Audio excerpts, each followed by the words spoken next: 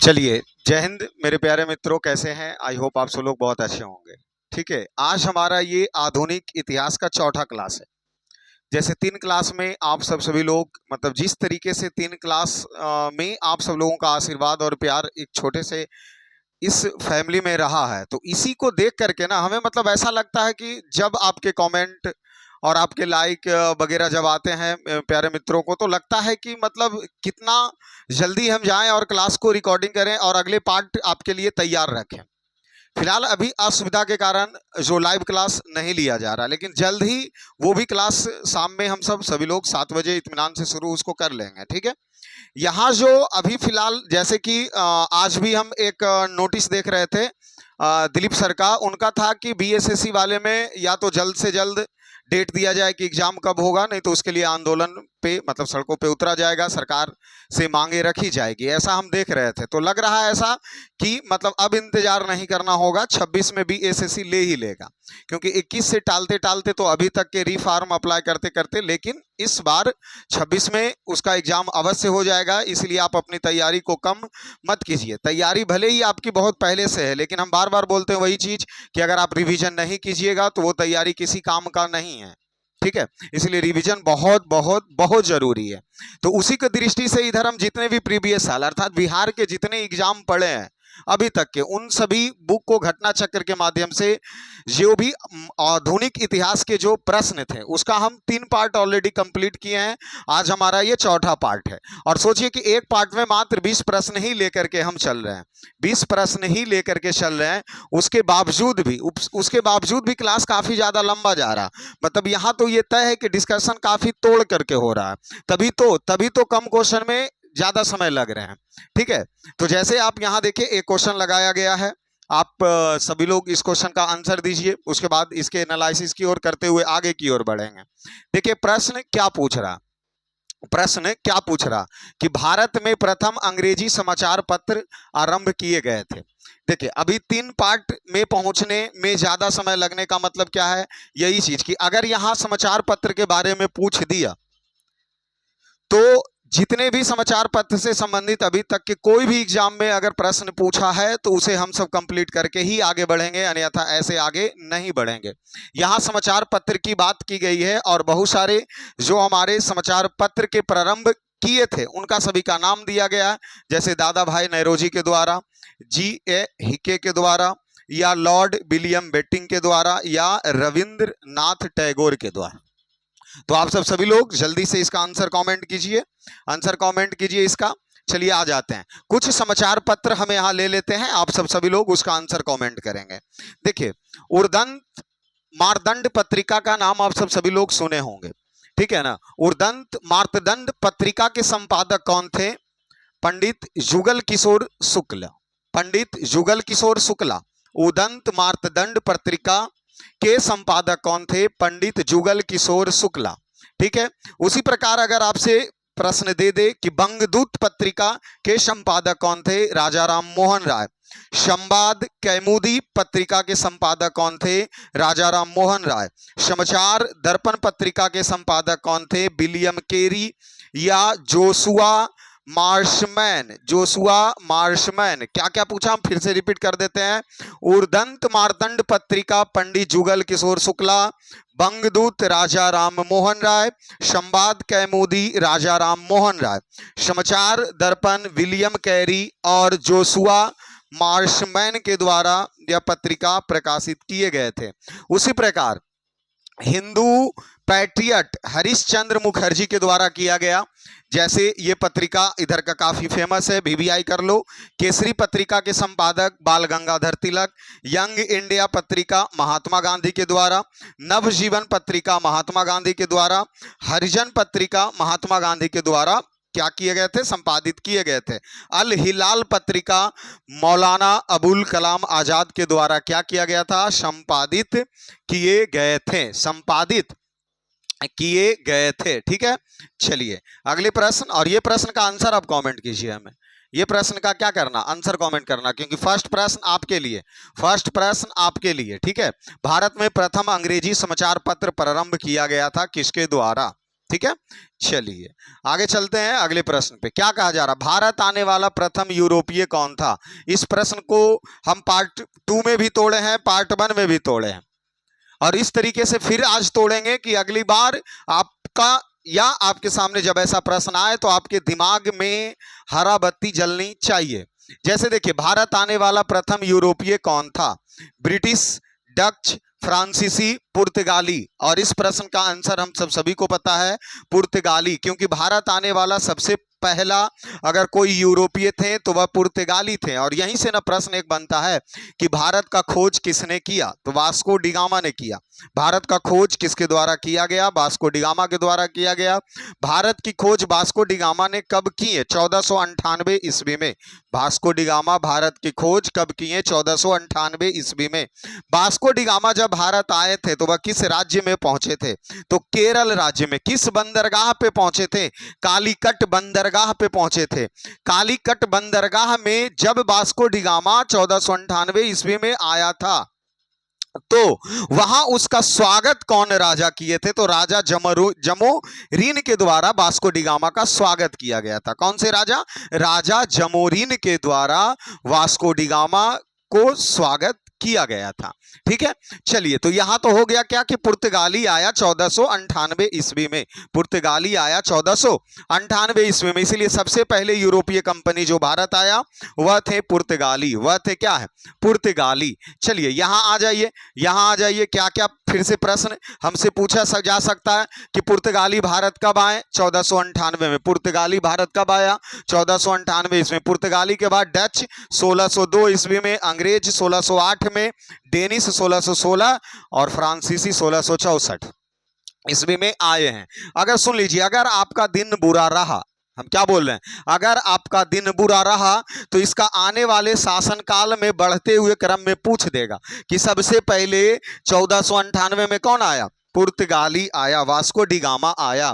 फिर 1602 ईस्वी में कौन आया? डच। पुर्तगाली, डच। देखो इसको आप जो हम अभी बॉक्स बना रहे हैं इसको एकदम आप क्या करो, रट जाओ, इसको आप रट जाओ। पुर्तगाली, डच, अंग्रेज, डेनिश, फ्रांसीसी। पुर्तगाली, डच, अंग्रेज, डेनिश, फ्रांसीसी। पुर्तगाली, डच, अंग्रेज, डेनिश, फ्रांसीसी। कब आया? 1498 ईस्वी, 1602, 1608, 1616 और 1664।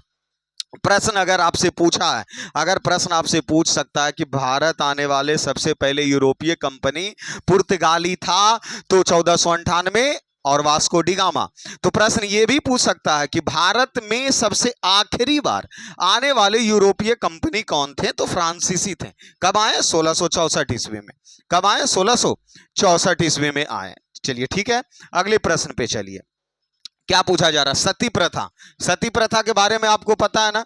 सती प्रथा के बारे में आपको पता है ना कि क्या होता था सती प्रथा में? सती प्रथा के तहत यही होते थे ना कि अगर उस समय कोई पुरुष अगर वह डेट कर जाते थे, उनकी मृत्यु हो जाती थी, तो महिला को उस पुरुष के साथ में जिंदा जला दिया जाता था। और यही घटना क्या कहलाता था? सती प्रथा कहलाता था।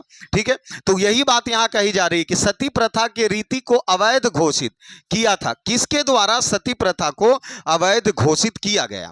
किसके द्वारा? लॉर्ड रिपन के द्वारा, लॉर्ड कर्नवालिस के द्वारा, लॉर्ड विलियम बेटिंग के द्वारा या राजा राम मोहन राय के द्वारा किया गया। अवैध घोषित किसके द्वारा किए गए थे? तो ये बात हम सब सभी को पता है, ये बात हम सब सभी को पता है कि सती प्रथा का जो सती प्रथा लॉर्ड विलियम बेटिंग 1829 ईस्वी में राजा राम मोहन राय के सहयोग से, क्या हम बोल रहे हैं, सती प्रथा को अवैध घोषित किया गया। कब? 1829 ईस्वी में। किया कौन? Lord William Bentinck. किसके सहयोग से? राजा राम मोहन राय के सहयोग से सती प्रथा को क्या कर दिया गया? अवैध घोषित कर दिए गए। चलिए देखिए, जिस तरीके से सती प्रथा था उसी तरीके से बाल विवाह या पूर्ण विवाह पर अवैध घोषित था। ठीक है, पूर्ण विवाह पर भी रोक लगाए गए हैं। ठीक है, बाल विवाह निषेध घोषित किया गया लॉर्ड इरविन के द्वारा। कब? 1929 ईस्वी में। इसको पूरा पढ़ो। जैसे सती प्रथा समाप्त किए गए 1829 ईस्वी में, सती प्रथा का समाप्त हो गया 1829 ईस्वी में। विधवा पूर्ण विवाह अधिनियम आया 1856 ईस्वी में। अभी देखो, अगर सती प्रथा का रोक लगा दिया गया अभी जिनके पुरुष अगर डेट कर गए उनकी महिला को जिंदा जलाना अगर बंद कर दिया जाए तो वो विधवा रहेंगी ना। तो जब अगर वो विधवा है तो उनका पूर्ण विवाह की आवश्यकता है। इसलिए विधवा पूर्ण विवाह अधिनियम कब पारित हुआ गया? तो सुनो, इसको याद कैसे रखना, 1829 ईस्वी में सती प्रथा का अंत हुआ। तो 29 दूना कितना होना चाहिए? 58, 2 कम कर दो, या आप 28 दूना 56 कर दो। तो सती प्रथा का उन्मूलन 1829 ईस्वी में, विधवा पूर्ण विवाह 1856 ईस्वी में, समझ रहे हो। उसके बाद इल्बर्ट बिल लाया गया 1883 ईस्वी में, इल्बर्ट बिल लाया गया 1883 ईस्वी में। बाल विवाह निषेध शारदा अधिनियम के द्वारा, देखो यहां प्रश्न 2 पूछ रहे हैं, शारदा अधिनियम का संबंध किससे है? तो बाल विवाह रोक से। क्या हम बोल रहे हैं? शारदा अधिनियम का संबंध किससे है? तो वह बाल विवाह के रोक से संबंधित है, शारदा अधिनियम। अभी देखो शारदा अधिनियम आया कब? तो 1929 ईस्वी में, 1929 ईस्वी में। और सबको पता है, जो 3 क्लास हमारे साथ लगातार किए हैं उन सभी को पता है कि 1929 में वायसराय कौन थे? Lord Irwin, Lord Irwin. इसीलिए 1929 ईस्वी में बाल विवाह निषेध शारदा एक्ट के द्वारा रोका गया। ठीक है। उसके बाद ठगी प्रथा का दमन किया गया 1830 ईस्वी में, 1830 ईस्वी में लॉर्ड विलियम बेटिंग, 1830 ही है, 1930 मत लेके कंफ्यूज हो जाना कि 1929 ईस्वी में लॉर्ड इरविन बता रहे हैं तो इसको तुम समझ लेना कि 1930 है, नहीं 1830 है। और आपको सबको पता है कि 1829 में लॉर्ड विलियम बेटिंग है, तो 1830 में भी लॉर्ड विलियम बेटिंग ही रहेंगे। तो हम फिर से रिपीट कर दें, इस तरफ सती प्रथा 1828 lord William Bentinck, sorry 1829 lord William Bentinck. उसके बाद इसको दुगना कर दो तो 1856 विधवा पूर्ण विवाह, इल्बर्ट बिल 1883 ईस्वी में लॉर्ड रिपन के द्वारा, बाल विवाह रोक किए गए 1929 लॉर्ड इरविन के द्वारा, ठगी प्रथा का उन्मूलन 1830 ईस्वी में किनके द्वारा? तो लॉर्ड विलियम बेटिंग के द्वारा किए गए। चीजों को ध्यान से पढ़िए, दिमाग में बैठा लीजिए, प्रश्न नहीं छूटेगा, प्रश्न आपसे नहीं छूटेगा। हड़बड़ी में आप पढ़िएगा गड़बड़ी हो जाएगा। आए प्रीवियस ईयर के प्रश्न किए चले गए, तो जितना जल्दी आप इस प्रश्न को छू करके आगे चले जाइएगा उतना जल्दी ही आपके दिमाग से भी ये प्रश्न चले जाएंगे। इसलिए इसको दिमाग में अगर रोकना है तो अभी बैठ के, चेयर पे बैठ के इसको प्रैक्टिस करो। ठीक है, चलिए आ जाइए अगले प्रश्न। बताइए इस प्रश्न का आंसर, बताइए इस प्रश्न का आंसर हमें बताइए। क्या कहा जा रहा? 1857 ईस्वी में प्रथम भारतीय विश्वविद्यालय खोला गया था। कहने का मतलब कि 1857 ईस्वी में किन किन जगह पे विश्वविद्यालय खोले गए थे। देखिए 1857 ईस्वी में मद्रास में भी विश्वविद्यालय खोला गया था, मुंबई में भी विश्वविद्यालय खोले गए थे, कलकत्ता में भी विश्वविद्यालय खोले गए थे। लेकिन इन तीनों जगह में सबसे पहला उद्घाटन जो हुआ था वो कलकत्ता विश्वविद्यालय का हुआ था। इसलिए आंसर इसका 2 नंबर होंगे कि 1857 ईस्वी में सबसे पहला भारतीय विश्वविद्यालय का उद्घाटन कहाँ किया गया? तो कोलकाता में किए गए। कहाँ किए गए? कोलकाता में किए गए। यहाँ साफ शब्दों में लिखा गया है 1857 में ही कलकत्ता विश्वविद्यालय, मुंबई विश्वविद्यालय, मद्रास विश्वविद्यालय ये सभी हुए, पर 1857 में कलकत्ता विश्वविद्यालय सबसे पहला उद्घाटन कलकत्ता विश्वविद्यालय का ही था, कलकत्ता विश्वविद्यालय का ही था। यहाँ देखिए विश्वविद्यालय का लगाया गया लेकिन आधा अधूरा लग रहा है, आ चुका आधा अधूरा, इसका मतलब कुछ तो गड़बड़ है। तो देखिए कलकत्ता, मद्रास, मुंबई ये तो 1857 ईस्वी में ही हो गया।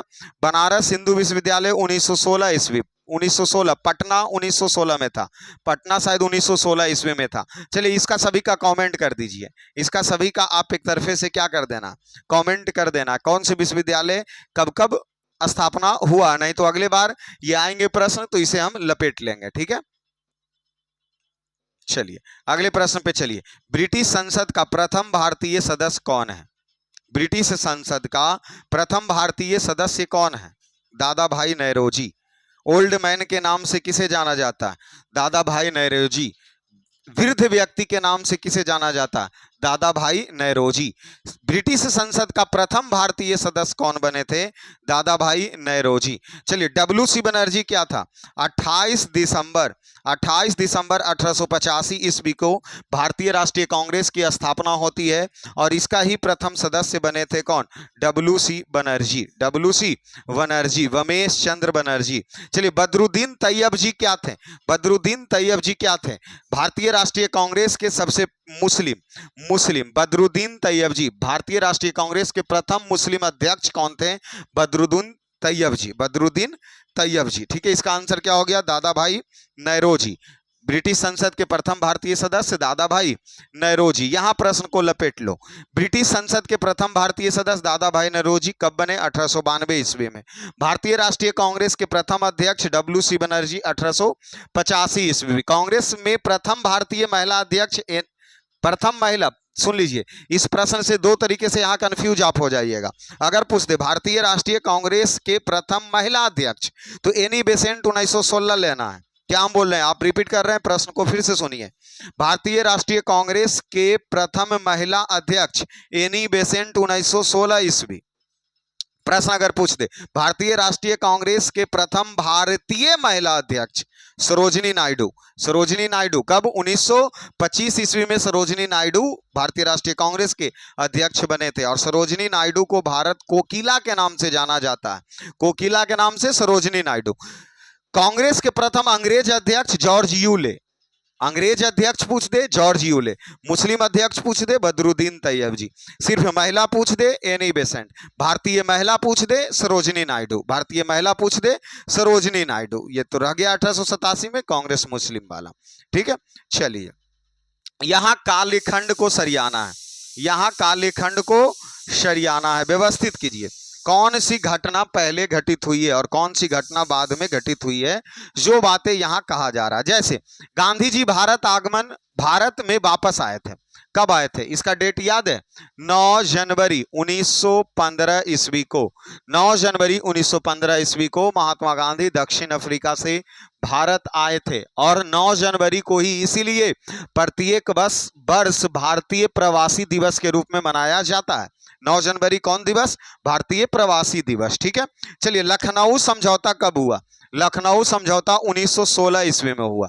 लखनऊ समझौता कब हुआ? 1916 ईस्वी में। प्रथम विश्व युद्ध प्रारंभ कब हुए? अंत की बात नहीं कह रहा, प्रारंभ की बात कर रहा, 1914 ईस्वी में। अगर यही पूछ देता अंत कब हुआ, तो 1918 ईस्वी में। तो 1914 हो गया। चंपारण सत्याग्रह महात्मा गांधी के द्वारा कब किया गया? 1917 ईस्वी में। अब इसमें आप सरियाइए कि कालखंड को व्यवस्थित कीजिए। तो सबसे पहले क्या हुआ? प्रथम विश्व युद्ध, तो 3 नंबर होना चाहिए, ये कट गया, ये कट गया। चलिए, 3 आ गया। 3 के बाद कौन होना चाहिए? 3 के बाद 1, 3 के बाद 2 हो गया, ये भी कट गया। आंसर नीचे आपका लगाया हुआ है, आंसर नीचे आपका क्या है? लगाया हुआ है। तो इसीलिए तो हम बोलते हैं ना, इसीलिए हम बोलते हैं पिछले वीडियो में 1900 ईस्वी से लेकर 1930 ईस्वी तक लगातार जो हमारे इतिहास में घटना घटित हुई है, उसका वीडियो हम इसी तरीके से दिए थे। और वह वीडियो जब हम इंस्टाग्राम और फेसबुक पर जब ले जाकर के लगाए हैं, तो वहां मतलब इस तरीके से वहां के सदस्यों का प्यार जताया गया हमारे ऊपर कि मतलब उसका बयां हम नहीं कर सकते हैं। क्योंकि पता है, आज तक के ऐसा कोई भी वीडियो हमारा इंस्टाग्राम पर और फेसबुक पर नहीं गया था। वह वीडियो सबसे ज्यादा गया है। कौन से वाले वीडियो? 1900 ईस्वी से लेके 1930 ईस्वी तक भारतीय इतिहास में जितनी भी घटनाएं घटित हुई है, उसका वर्णन जब हम किए थे। लगभग 2 मिनट का वो वीडियो था। पिछले 24 घंटे में 2 लाख लोगों ने उसे देखा है। उस वीडियो को देख करके तो मतलब हमें ऐसा लगा ना कि चलिए, मतलब कुछ तो मतलब बातें हैं कि उस तरीके से हम सबकी तैयारी को बहुत अच्छा करवा सकते हैं। ठीक है, तो इसीलिए यहां भी हम उसके लिए कुछ लगा करके रखें, यहां भी हम कुछ लगा करके रखें। और शायद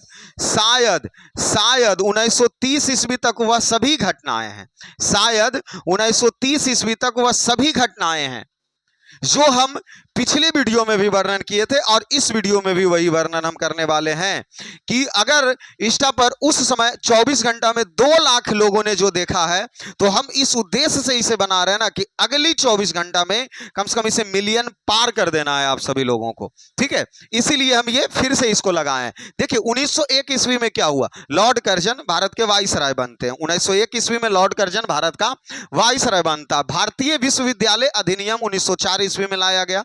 1905 ईस्वी में क्या हुआ, बंगाल विभाजन 1905 ईस्वी में किया गया। 1906 ईस्वी में मुस्लिम लीग होते हैं। 1907 ईस्वी में सूरत अधिवेशन होता। 1909 ईस्वी में मार्लो मिंटो सुधार होते हैं। 1911 ईस्वी में बंगाल विभाजन को रद्द किया जाता है और राजधानी कलकत्ता से उठा करके दिल्ली ले जाया जाता है। 1912 ईस्वी में 1913 ईस्वी में गदर पार्टी की स्थापना होती है। 1914 ईस्वी में प्रथम विश्व युद्ध होते हैं। 1915 ईस्वी में महात्मा गांधी भारत आते हैं। 1916 ईस्वी में लखनऊ समझौता होता है। 1917 ईस्वी में चंपारण सत्याग्रह होते हैं। 1918 ईस्वी में खेड़ा आंदोलन होता है। 1919 ईस्वी में रॉलेट एक्ट और जालियांवाला बाग हत्याकांड होता है। 1920 ईस्वी में असहयोगी आंदोलन की शुरुआत होती है। 1922 ईस्वी में असहयोगी आंदोलन समाप्त किए जाते हैं। 1923 ईस्वी में स्वराज पार्टी की स्थापना होती है। 1924 ईस्वी में महात्मा गांधी कांग्रेस के अध्यक्ष बनते हैं। 1925 ईस्वी में सरोजिनी नायडू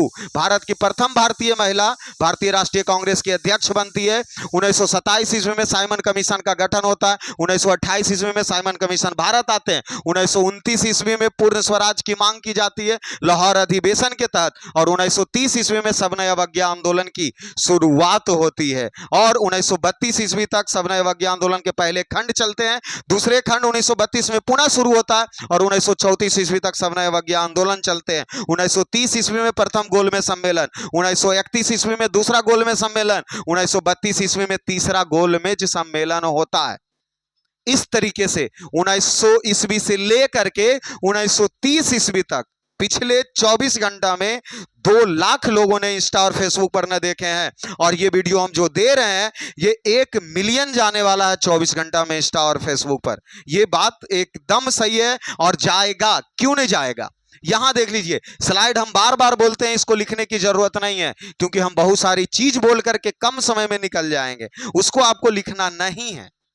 इसके लिए आप टेलीग्राम चैनल पे चले जाइए, कैमरी GS class by Shyam sir के टेलीग्राम चैनल, वहां सभी पीडीएफ आपके लिए ही है। जितना मेहनत किया जा रहा वह आपके लिए ही किया जा रहा। कोई दिक्कत, 1907 तक के सभी 1930 तक के सभी घटनाएं यूं लपेट दिए मात्र 2 मिनट में। 1930 ईस्वी तक सभी घटना यूं लपेट दिए 1930 ईस्वी में।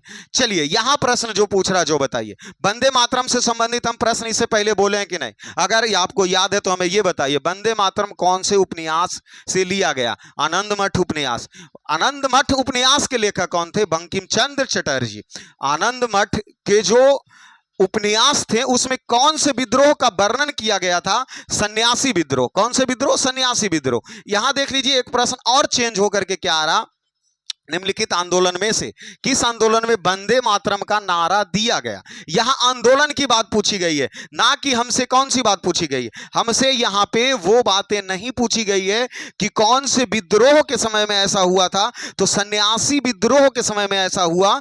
आनंद मठ उपन्यास से लिया गया, बंकिम चंद्र चटर्जी के द्वारा लिया गया। यहां प्रश्न हमसे पूछ क्या दिया है कि जो वंदे मातरम, इनमें से कौन से विद्रोह जब हुआ उस समय उसका नारा दिया गया? ऑप्शन क्या है? 1857 की क्रांति बुरी तरीके से तोड़ चुके हैं आपके सामने। 1905 में बंगाल विभाजन, लॉर्ड कर्जन उस समय भारत के वाइसराय थे।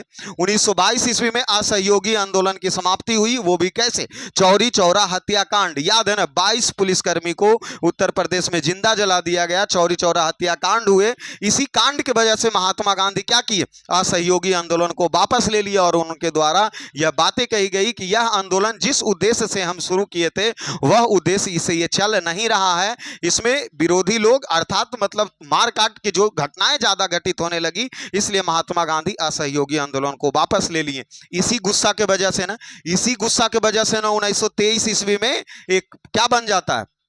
एक क्या बन जाता, चितरंजन दास के द्वारा स्वराज पार्टी का गठन कर लिया जाता। मजबूरी इस तरीके से महात्मा गांधी के पास आ जाते हैं उस समय कि 1924 ईस्वी के कर्नाटक के बेलगाम अधिवेशन में कोई कांग्रेस के अध्यक्ष बनने के लिए तैयार नहीं रहता है। इसीलिए एकमात्र बार भारतीय राष्ट्रीय कांग्रेस के अध्यक्ष महात्मा गांधी के द्वारा बना जाता है 1924 ईस्वी के बेलगाम अधिवेशन में, और यही घटना के कारण, असहयोगी आंदोलन की घटना के कारण ही। चलिए 1942 ईस्वी भारत छोड़ो आंदोलन महात्मा गांधी के द्वारा ही किया गया, क्योंकि हम बार बार रिपीट इसी बात को करते हैं कि गांधी जी के 3 आंदोलन को रट लो तुम। हम कोई भी एग्जाम में 3 आंदोलन से संबंधित अवश्य प्रश्न रहेंगे। कौन कौन से? पहला असहयोगी आंदोलन 20 से 22, दूसरा सविनय अवज्ञा आंदोलन 1930 से 34 ईस्वी, और तीसरा भारत छोड़ो आंदोलन। और ऐसी बात को दिमाग में कभी मत बैठाना कि जब अगर हम बोल रहे हैं कि 3 आंदोलन महात्मा गांधी को पढ़ लो तो मतलब महात्मा गांधी 3 आंदोलन किए, नहीं, कल्टी मार दीजिएगा। महात्मा गांधी के भारत में सबसे पहला आंदोलन चंपारण सत्याग्रह 1917 ईस्वी को। ये जो 3 आंदोलन की हम जो पहले बातें बोले, असहयोगी, सविनय, भारत छोड़ो, इसमें ये महात्मा गांधी का सबसे बड़ा आंदोलन था। ठीक है। और अगर एक प्रश्न अगर आपसे और पूछ दे तो वहां भी कंफ्यूज नहीं होइएगा कि महात्मा गांधी के सबसे पहला आंदोलन तो दक्षिण अफ्रीका में किए थे। भारत लगा के पूछे तब जाके चंपारण देना, भारत लगा के पूछे तब जाके क्या देना, चंपारण देना। चलिए आ जाइए, यही प्रश्न था। वंदे मातरम दिया गया स्वदेशी आंदोलन 1905 ईस्वी में। देखो हुआ क्या था, हुआ क्या था। यहां जो हम सब ऑब्जेक्टिव की तरह जो करते हुए चलते हैं, इसलिए समय थोड़ा कम मिल पाता और हम किसी चीज को ज्यादा डिस्कस और डीपली नहीं कर पाते हैं। लेकिन फिर भी 1905 ईस्वी में स्वदेशी आंदोलन के बारे में हम थोड़ी सी बातें आपको बतलाते हैं। हुआ क्या, बंगाल विभाजन हो गया 1905 ईस्वी में। बंगाल को 2 भागों में, लॉर्ड कर्जन उस समय भारत के वाइसराय थे, उसको 2 भागों में बंगाल को बांट दिया गया। ठीक है, एक को बना दिया गया पूर्वी बंगाल और दूसरे को बना दिया पश्चिम बंगाल। और उसको इस तरीके से बांटा ना, क्योंकि अंग्रेज का उस समय मुख्य उद्देश्य था हिंदू मुस्लिम को विवाद करवाना। ठीक है, लेकिन एक इधर से समझिए, सपोज ये मान लीजिए बंगाल है, इसको 2 भागों में बांट दिया गया, एक पूर्वी बंगाल, एक पश्चिमी बंगाल। ठीक है, तो पश्चिमी बंगाल आज भी हमारे पास है, ठीक है, और पूर्वी बंगाल जो बांग्लादेश है। तो इसको इस हिसाब से वो बांटा था ना कि पूर्वी बंगाल में हिंदू की संख्या ज्यादा चली गई, आधा हिंदू उधर हो गया, आधा हिंदू पश्चिम की तरफ हो गया, आधा पूर्व की तरफ, मतलब विवाद का एक जड़ बन गया। वही बंगाल विभाजन को रद्द करने के लिए स्वदेशी आंदोलन की शुरुआत की गई और उसी आंदोलन में वह नारा दिए गए। कौन से नारा? वंदे मातरम, वंदे मातरम, वंदे मातरम। ठीक है, करो और मरो का नारा महात्मा गांधी के द्वारा ही दिए गए। भारत छोड़ो आंदोलन 1942 ईस्वी में, क्योंकि उस समय लास्ट एक आंदोलन बचा था। क्योंकि क्यों दिया गया, आजादी हमारे देश के क्यों मिला, इसकी एक बहुत लंबी कहानी है। अगर हम बोलते हैं जो सत्य है, और आप भी इस बातों को गौर से सुनिएगा, देश अपना आजाद 1947 ईस्वी में नहीं होता। ये लोग, भारतीय लोग के वजह से हमारा देश आजाद नहीं हुआ। उस समय योगदान होना एक अलग बात है। अगर प्रथम विश्व युद्ध 1914 से 18 ईस्वी में नहीं हुआ होता और प्रथम विश्व युद्ध के बाद अगर सेकेंड वर्ल्ड वार अगर 1939 से 1945 ईस्वी में नहीं होता तो भारत क्या, भारत जैसे बहुत सारे एशिया और अफ्रीका महादेश के बहुत सारे देश गुलाम होते हैं यूरोप महादेश के देशों से। क्योंकि जब विश्व युद्ध जिस समय छिड़ा उसी विश्व युद्ध में सबको मौका मिला, और नहीं तो आप इतिहास के कालखंड को जोड़ करके देख सकते हैं। अभी 2 मिनट में हम जोड़ देते हैं दोनों चीजों को। 1914 से 1918 ईस्वी तक प्रथम विश्व युद्ध चला ना। 1914 ईस्वी से एक भी घटना पहले बता दीजिए कि जो कि काफी ज्यादा आजादी के लिए काफी ज्यादा लड़ाई लड़ी गई है, बहुत बड़ी संख्या में। सिर्फ एक था जो 1857 ईस्वी की क्रांति, मंगल पांडे, और 1857 की क्रांति। उसके बाद जब सेकेंड वर्ल्ड वार जब शुरू हुआ ना, उस समय सबको मौका मिला। क्योंकि जब 2 गुटों में पूरा यूरोप बटा था, उस समय ही मौका मिला, और तभी जाकर के अंग्रेज कमजोर हुए। फर्स्ट में उतना कमजोर नहीं हुआ, इसीलिए तो 22 तक का सहयोगी आंदोलन की समाप्ति होती है। 1930 ईस्वी में भारत के राष्ट्रवादियों में थोड़ा सा और खलचल मचता। सबसे बड़ी बात है कि 1939 से सेकेंड वर्ल्ड वार जब शुरू होते हैं, उस समय जब तक इंग्लैंड और जापान अर्थात जापान पे 1945 ऐसा बम अगर नहीं मारा जाता अमेरिका के द्वारा, तो वह जो धुरी राष्ट्र और केंद्र राष्ट्र के लोग जितने जुड़े थे और जो भी कंट्री अफ्रीका और एशिया में देश जो गुलाम था वह आजाद नहीं होता। कमजोर पड़ा, छुटकारा मिला।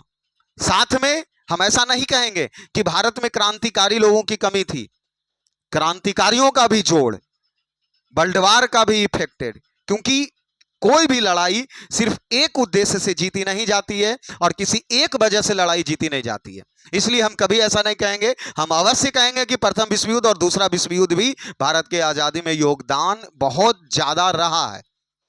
ठीक है। इनकलाब जिंदाबाद का नारा कौन दिया? भगत सिंह। इनकलाब जिंदाबाद का नारा कौन दिया? भगत सिंह। जय हिंद सुभाष चंद्र बोस। स्वराज मेरा जन्मसिद्ध अधिकार है, मैं इसे लेकर रहूंगा, बाल गंगाधर तिलक। बाल गंगाधर तिलक। चलिए आगे आ जाइए। अगले प्रश्न क्या कहा जा रहा है? लॉर्ड माउंटबेटन, भारत के यही थे ना अंतिम वायसराय, लॉर्ड माउंटबेटन। ठीक है, क्या प्रश्न पूछा जा रहा? लॉर्ड माउंटबेटन वायसराय के रूप में कार्य करने के लिए विशिष्ट निर्देश के साथ भारत आया था। सुनिए, देखिए हुआ क्या। 45 में जापान का साफ कमजोर हो चुके हैं, अंग्रेज भी कमजोर हो चुके हैं। सेकेंड वर्ल्ड वार में भारत लोगों के भी, क्रांतिकारियों लोगों का गतिविधि काफी ज्यादा तेजी से बढ़ चुका था। अंग्रेज लोगों के भी अगर पक्ष में, अगर या इंग्लैंड के पक्ष में अगर हमसे अगर कथन कुछ पूछा जाए तो हम ये भी बोलते हैं कि अगर हम अंग्रेज का गुलाम नहीं हुए होते तो जितना डेवलप आज हमारा इंडिया है उतना डेवलप भी नहीं होता। इस बात का हम 150% चैलेंज के साथ यह बात साबित कर सकते हैं कि अगर हमारा देश अंग्रेजों का गुलाम नहीं होता तो आज जितना हम डेवलप हैं उतना डेवलप नहीं होते। 1945, 1946, 1947 ईस्वी का इतिहास यह बात कहता है कि जिस तरीके से हमारे देश में भी हिंदू मुस्लिम का विवाद चल रहा था, अगर 1945 या 46 में अंग्रेज उसी हालात में हमारे देश को अगर छोड़ करके चला जाता तो संभल नहीं पाता। पिछले प्रश्न में हम बात बताए थे ना, पाकिस्तान की बात है, पाकिस्तान की मांग, पाकिस्तान से संबंधित जितने भी सारे तथ्य, अलग पाकिस्तान की मांग हो रहा था। इसीलिए सबसे लास्ट में भारत का वायसराय लॉर्ड माउंटबेटन को बना करके भेजा जाता है और उसका एकमात्र उद्देश्य रहता जो ये चारों ऑप्शन में छुपल है। नहीं तो उस समय अगर अंग्रेज छोड़कर चले जाते तो काफी ज्यादा दंगा होता। देखिए किस लिए आए थे, उसको निर्देश क्या दिया गया था, क्या दिया गया था जो समझिए। भारतीय उपमहाद्वीप के किसी क्षेत्र को छोटे छोटे विरोधी राज्य में विभाजन कर देना, क्या उद्देश्य था माउंटबेटन को? हैदराबाद नहीं मिलने लगी तैयार थे, जम्मू कश्मीर मिलने लगी नहीं तैयार थे, पाकिस्तान की अलग मांग था, आंध्र प्रदेश जैसे राज्य भाषा के आधार पर विभाजन के लिए तैयार थे। क्या इसलिए लॉर्ड माउंटबेटन को भारत भेजा गया था? छोटे छोटे राज्यों में बांट देना, पहला ऑप्शन ये कह रहा।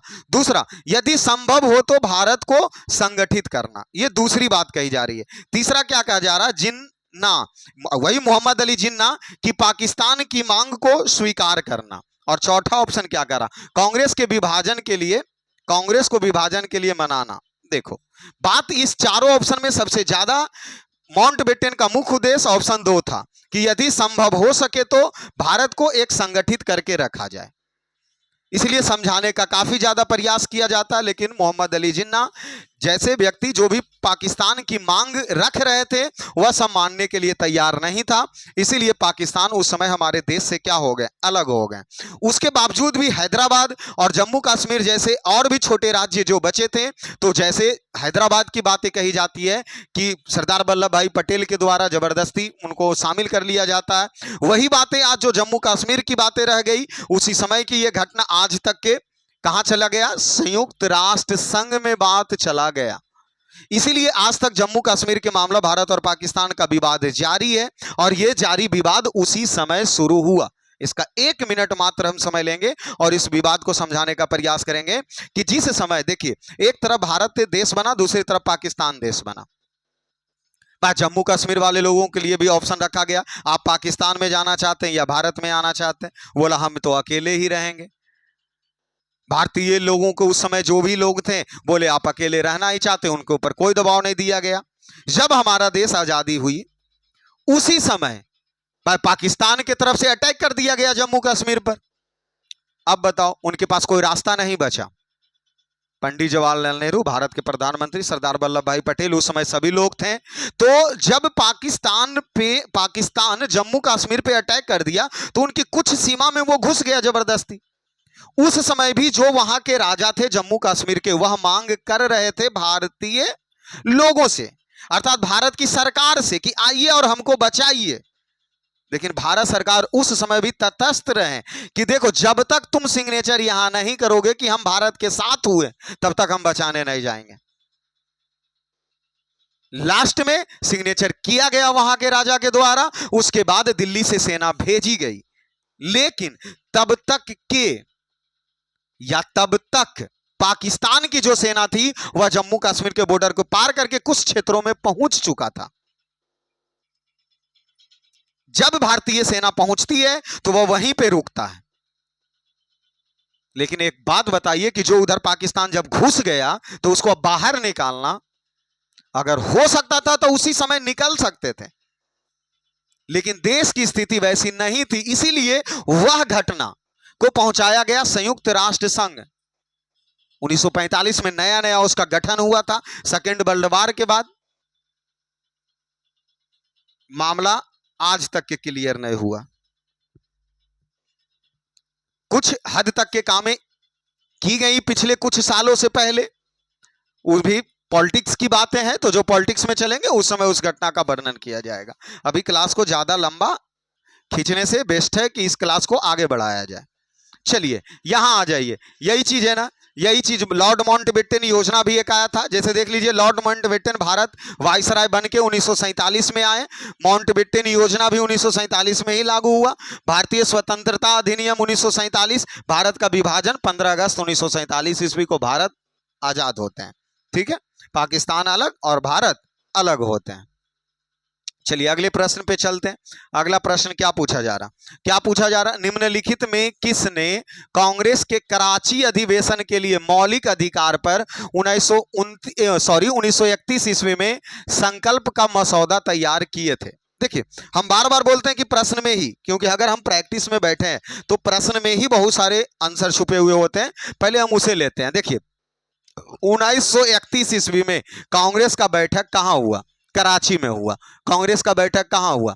कराची में हुआ। उस समय इसके संकल्प का मसौदा तैयार करने वाला व्यक्ति कौन था? देखिए, यहां से दो आंसर आपको मिलेंगे। मसौदा तैयार किया कोई और, लेकिन 1931 ईस्वी के कराची अधिवेशन के अध्यक्ष बने थे कोई और। हम थोड़ी सी कहानी को पीछे ला करके उसमें जोड़ेंगे। जैसे देख लीजिए, कराची अधिवेशन कब हुआ? कराची अधिवेशन 1931। कराची अधिवेशन 1931। उस समय के अध्यक्ष बने थे सरदार वल्लभ भाई पटेल। इस बात को दिमाग में बैठा लीजिए कि 1931 ईस्वी के कांग्रेस की बैठक के अध्यक्ष था किसके द्वारा किया गया? सरदार वल्लभ भाई पटेल के द्वारा किया गया। देखिए, मौलिक अधिकार के लिए मसौदा तैयार करने वाले व्यक्ति थे पंडित जवाहरलाल नेहरू। क्योंकि गांधी और इरविन समझौता के अनुमोदन तथा मौलिक अधिकार का प्रस्ताव उस समय आया था और 1931 ईस्वी में ही मौलिक अधिकार के मसौदा तैयार किए गए थे। 1931 ईस्वी में ही गांधी इरविन समझौता होता है। उसके बावजूद ही महात्मा गांधी दूसरे गोलमेज सम्मेलन में इंग्लैंड जाते हैं, अन्यथा ऐसे नहीं जाते। ठीक है, चलिए आगे बढ़ते हैं अगले प्रश्न पे। 1930 के, अच्छा ये अधिवेशन है कांग्रेस के अधिवेशन। अरे भाई 32 में तो हुआ नहीं, कांग्रेस की बैठक 32 में हुआ नहीं, 35 में हुआ नहीं। 1935 तो भारत सरकार अधिनियम के लिए फेमस है। 1935 किसके लिए फेमस है? भारत सरकार अधिनियम के लिए। तो 1930 में लाहौर में अधिवेशन हुआ जिसकी अध्यक्षता पंडित जवाहरलाल नेहरू। 1931 में कराची में हुआ सरदार वल्लभ भाई पटेल। 1933 में कोलकाता में हुए नेली सेनगुप्ता। 1934 में मुंबई में हुआ डॉक्टर राजेंद्र प्रसाद। 1934 ईस्वी में कांग्रेस के अध्यक्ष बने डॉक्टर राजेंद्र प्रसाद। चलिए आगे आ जाइए। निम्नलिखित में से भारतीय क्रांतिकारी की मां का रूप किसे दिया जाता है? मतलब ये एक उपनाम है, उपनाम है, इसका आंसर बताओ, उपनाम का आंसर बताओ। निम्नलिखित में से किसे भारत क्रांतिकारी के मां के रूप में जाना जाता है? सरोजिनी नायडू को भारत के कोकिला के नाम से जाना जाता है। चलिए, मैडम भीखाजी कामा को जाना जाता है भारतीय क्रांतिकारी की मां के रूप में, मैडम भीखाजी कामा को जाना जाता है, मैडम भीखाजी कामा को जाना जाता है।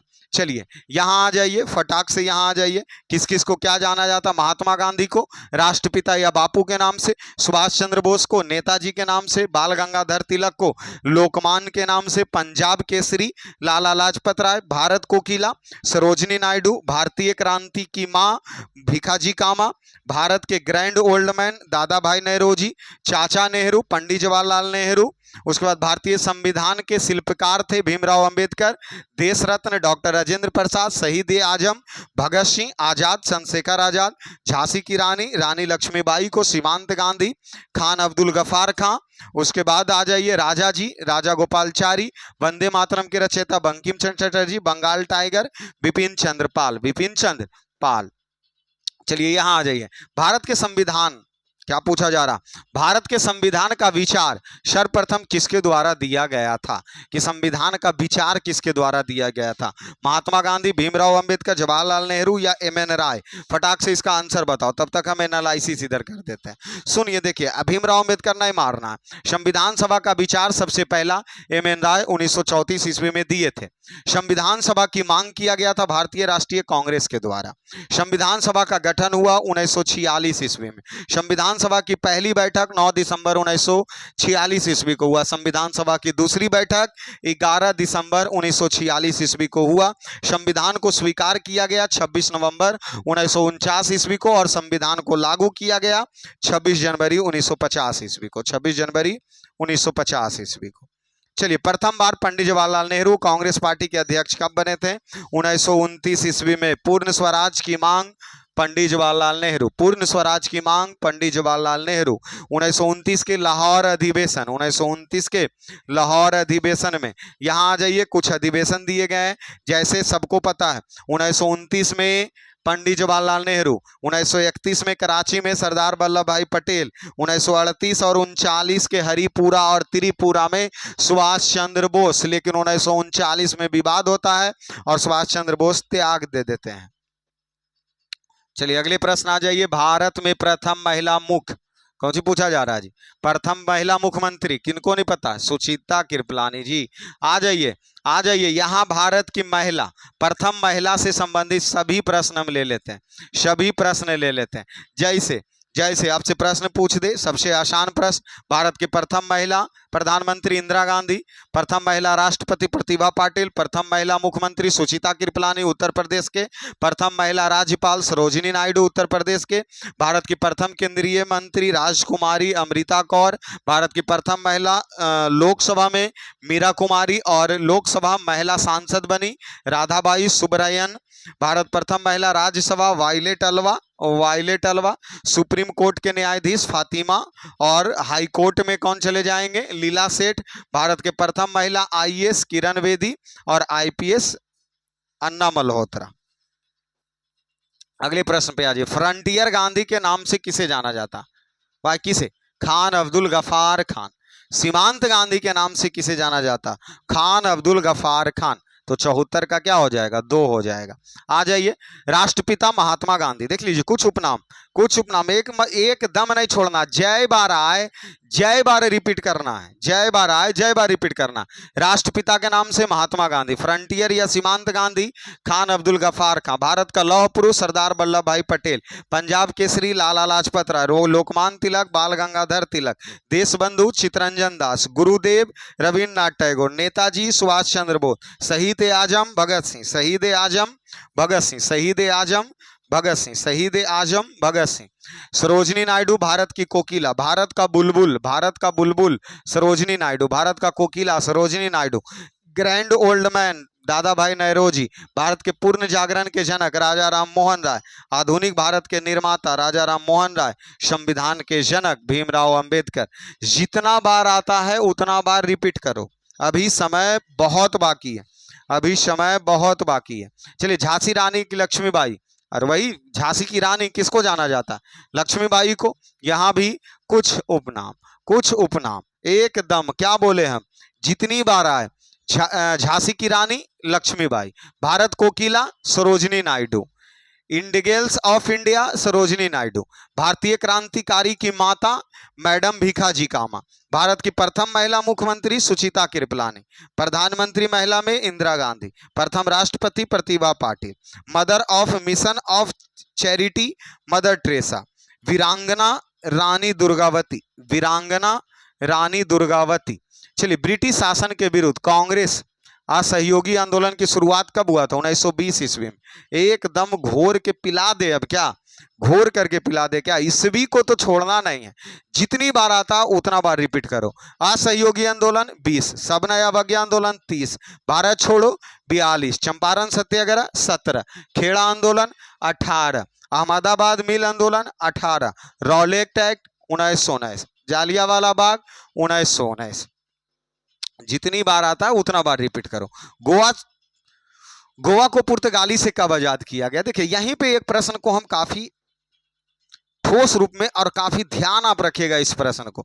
सबसे पहले भारत में यूरोपीय कंपनी पुर्तगाली आया 1498 ईस्वी में, और सबसे पीछे भारत छोड़ के भी गया तो कौन? पुर्तगाली ही गया, क्योंकि देश तो हमारा आजाद कब हो गया? 15 अगस्त 1947 ईस्वी को ही। लेकिन पुर्तगाली गोवा को छोड़ करके नहीं गया था, गोवा को छोड़ करके 1961 ईस्वी में जाता है। कब जाता है? 1961 ईस्वी में। इसमें ऑप्शन नहीं है, इनमें से कोई नहीं लीजिए। यहां देख लीजिए, दिसंबर 1961 ईस्वी में, दिसंबर 1961 ईस्वी में भारतीय सेना ने ऑपरेशन विजय के माध्यम से गोवा, दमन और दीप को पुर्तगाली शासन से मुक्त करवाया था। ऐसा नहीं सोचना है कि गोवा आजाद हो गया था 1947 में ही। यह ऑपरेशन विजय के तहत 19 दिसंबर 1961 को आजाद होते हैं। उस समय भारत के प्रधानमंत्री पंडित जवाहरलाल नेहरू। 30 मई 1947 को गोवा को 25वां राज्य बनाया गया, दमन और दीप को केंद्र शासित प्रदेश बनाया गया। चलिए, ज्यादा प्रश्न नहीं, बस लास्ट में ही पहुंच चुके हैं। 1857 की क्रांति में याद है कि दिल्ली से भाग लेने वाले व्यक्ति कौन थे? बहादुर शाह जफर। मुगल वंश के सबसे अंतिम शासक कौन थे? बहादुर शाह जफर। वही बहादुर शाह जफर की मृत्यु कहाँ हुई थी? देखो, उसको रंगून भेज दिया गया था, उसको रंगून में उसकी मृत्यु होती है।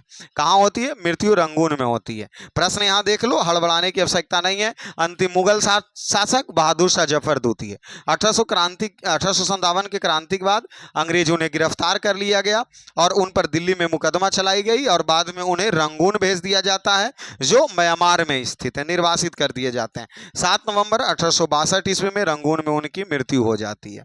महात्मा गांधी की पत्नी का नाम क्या था? कस्तूरबा गांधी। महात्मा गांधी की पत्नी का नाम कस्तूरबा गांधी, जिनका जन्म विवाह 1833 में हुआ था, जन्म 1869, और उनका 1944 ईस्वी में मृत्यु हुआ था। महात्मा गांधी के कुछ फैमिली यहाँ पे हैं, उनको थोड़ा सा हम सब ख्याल कर लेते हैं।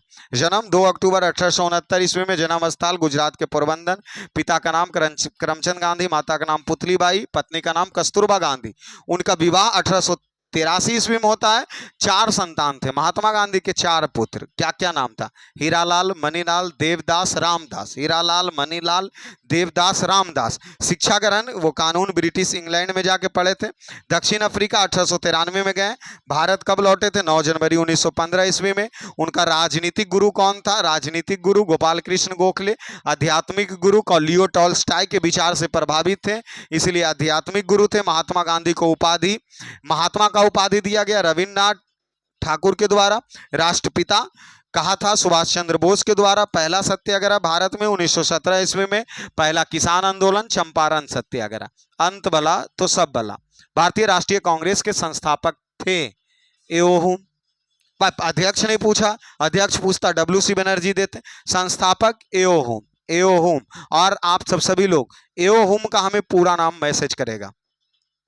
एओ हुम संस्थापक थे ना भारतीय राष्ट्रीय कांग्रेस के। एओ हुम का पूरा नाम हमें आप मैसेज कीजिए। यहाँ कुछ भारतीय राष्ट्रीय कांग्रेस से संबंधित प्रश्न ले लेते हैं। क्या है कि भारतीय राष्ट्रीय कांग्रेस 28 दिसंबर 1885 ईस्वी, इसका स्थान जो गठन हुआ वो मुंबई में हुआ। संस्थापक थे एओ हुम। प्रथम भारतीय अध्यक्ष रमेश चंद्र बनर्जी। प्रथम अधिवेशन में 72 प्रतिनिधि भाग लिए थे। कांग्रेस की जब स्थापना हुआ उस समय वाइसराय लॉर्ड डफरिन था। लॉर्ड डफरिन था। यहाँ बार बार पूछे जाने वाले कुछ प्रश्न हैं जो हम पीछे भी बताए हैं और आज भी बताएंगे और आगे भी बताएंगे। कांग्रेस के संस्थापक एओ हुम, प्रथम अध्यक्ष डब्ल्यू.सी. बनर्जी, प्रथम अध्यक्ष अधिवेशन 1885, प्रथम मुस्लिम अध्यक्ष बदरुद्दीन तैयब जी, प्रथम अंग्रेज जॉर्ज यूले, प्रथम महिला अध्यक्ष एनी बेसेंट और प्रथम महिला भारतीय अध्यक्ष सरोजिनी नायडू 1925। इस हिसाब से हमारा ये चौथा पार्ट भी क्या होता है, समाप्त होता है। और पांचवें पार्ट का आप सब लोग इंतजार कीजिए। और जिस तरीके से कमेंट का बौछार यहाँ यूट्यूब पर भी किए हुए हैं, इंस्टा और फेसबुक को छोड़ करके, उसी तरीके से आप सभी लोग कीजिए। बहुत जल्दी सभी आधुनिक इतिहास की क्लास को समाप्त करते हुए आगे की ओर बढ़ा जाएगा। क्लास में जुड़े रहने के लिए सभी लोगों को धन्यवाद।